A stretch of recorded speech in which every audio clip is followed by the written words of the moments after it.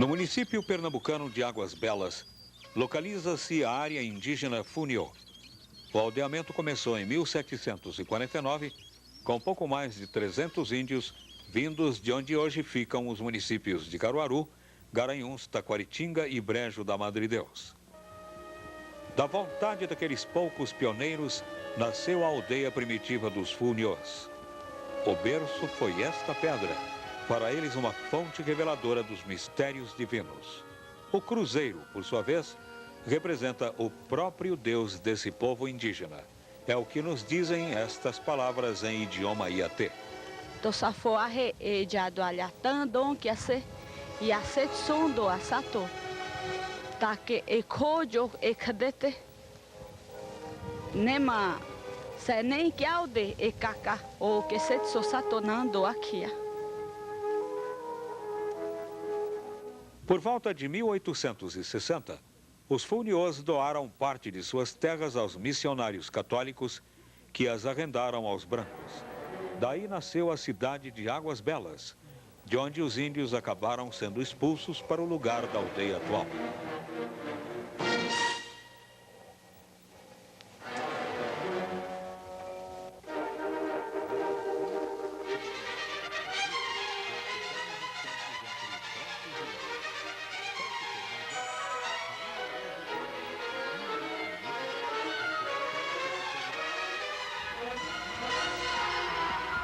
Aquele caminhão ruma para território indígena. A baixada por onde ele passou separa simbolicamente a cidade de Águas Belas da aldeia Funiô. Para Marta, no entanto, existe divisão mais concreta entre brancos e índios. A Marta é uma índia Tilshini, quer dizer bonita. Tilshin é bonito, Tilshini é bonita. Ô Marta, se um branco aqui de Águas Belas quiser namorar com você e casar com você, tudo bem? Tudo bem. E a sua aldeia vai aceitar? Vai, depende de mim, né? Só depende de você. E lá na família dele, será que a família do branco vai aceitar você como esposa dele, uma índia? Ah, isso daí eu não sei responder, né?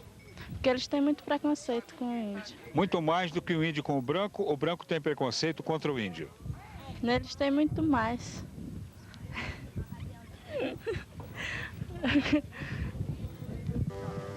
Atualmente, a área indígena Funiô se compõe de 11.506 hectares e mais de 2.800 habitantes que conservam sua língua materna, suas danças e seus rituais religiosos.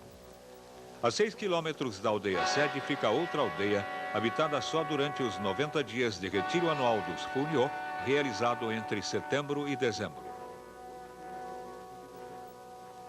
Nenhum homem branco pode ir além daquele muro que isola o lugar do Ouricuri, ritual sagrado dos Funiôs.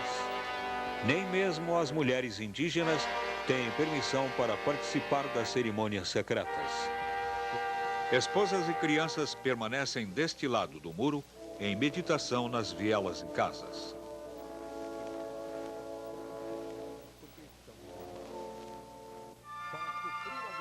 A FUNAI beneficiou os Funiô com um amplo projeto de saneamento básico, composto de banheiros públicos, lavandarias e chafarizes. Em convênio com a Compesa, a FUNAI construiu um sistema de abastecimento d'água. Distribuiu também filtros cerâmicos para estimular entre os índios o consumo de água tratada. Quanto à limpeza, muitas caixas estacionárias são encontradas na área indígena Funiô. No devido tempo, um trator faz o recolhimento do lixo. Petrônio Machado é o administrador regional de Garanhuns, ora em visita ao posto indígena Funiô. Bem, eu queria enfocar primeiro nossas ações gerais em todas as áreas do estado de Pernambuco, em que nós prestamos assistência principalmente médica, educação e apoio à produtividade, apoio à produção. Na nossa assistência médica, nós basicamente fornecemos os medicamentos, encaminhamos os índios ao INAMPS, para que sejam assistidos através de um convênio, que todo índio tem direito à assistência médica do INAMPES, não é isso? Então, nós encaminhamos, nós damos toda a assistência, fornecemos medicamentos e fornecemos transporte, muitas vezes hospedagem, quando necessita o deslocamento à nossa administração em Garanhuns. Esse ano nós reformamos o posto, a sede do posto aqui de Águas Belas, que está em estado precário, e pretendemos estender isso a todos os outros prédios públicos da FUNAI nesta área. A reforma do posto de que fala o administrador Petrônio Machado foi iniciada em novembro de 87. A pedido dos próprios índios empenhados na preservação de suas tradições, a reforma conservou a estrutura original do prédio.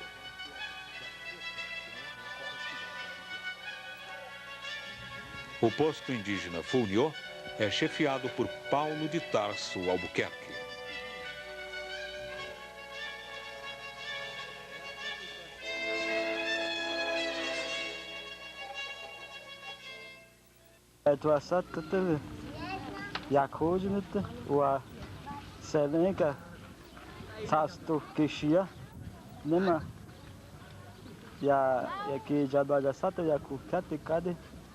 Em troca da cessão diária para a instalação de uma estação repetidora, os Funiôs negociaram com a Telp este posto telefônico intensamente utilizado pela comunidade.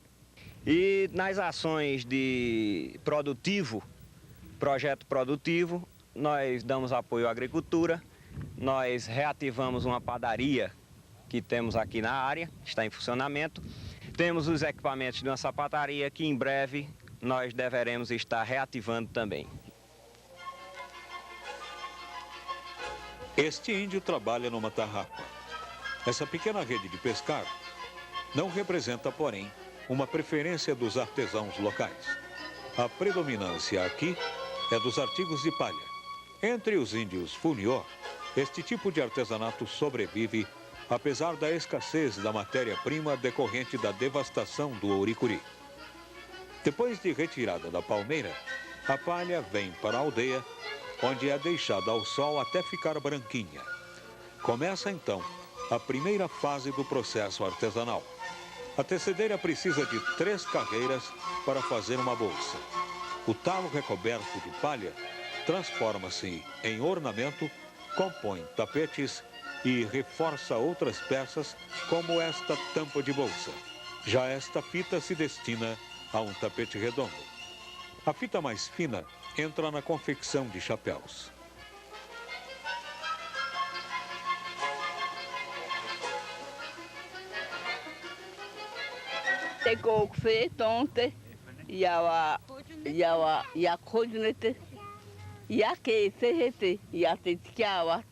A tecedeira disse em idioma iatê que espera trocar suas peças por dinheiro para comprar comida.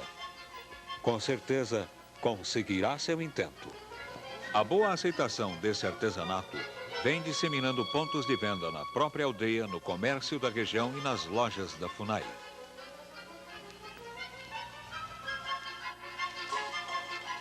Na área de educação, nossas ações se estendem a todos os postos, temos professoras, temos salas de aulas e aqui, nessa área indígena de Funiô, nós hoje estamos com essa escola, a escola bilíngue que está em construção, está em obra, dentro dos próximos 30 ou 60 dias, já deverá estar havendo aula, é exclusivamente a única comunidade em termos de Nordeste, excluindo as comunidades no Maranhão, já na região amazônica. Mas em termos de Nordeste, é a única comunidade que preservou a língua, o iatê. E por isso nós estamos incentivando, construindo essa escola e tendo o apoio da professora Marilena, que é índia daqui da comunidade, não é isso?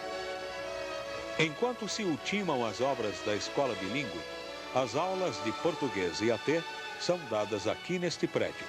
A professora índia Marilena Araújo é a autora de uma cartilha pioneira que, finalmente, vem regular a escrita de uma língua até bem pouco praticada apenas oralmente.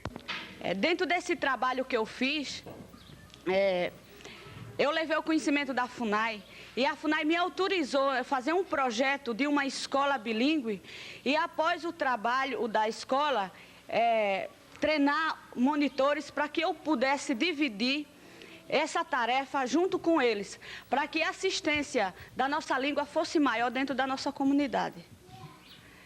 Inclusive, agora, nesse momento, eu vou dar uma aula aos alunos que estão participando de um curso para se tornarem monitores bilíngues.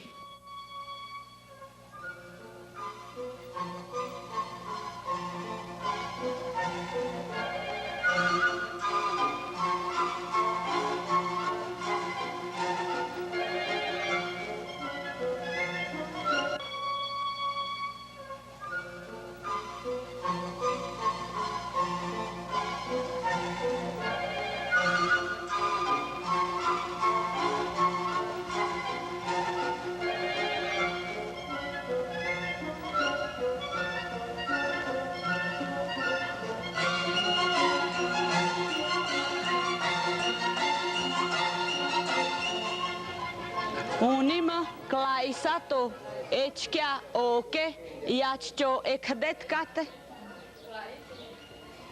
Hoje os brancos estão aqui querendo saber como nós somos. Depois da aula de Iatê, os brancos ficaram sabendo como é a música e a coreografia do Toré dos Fúnior.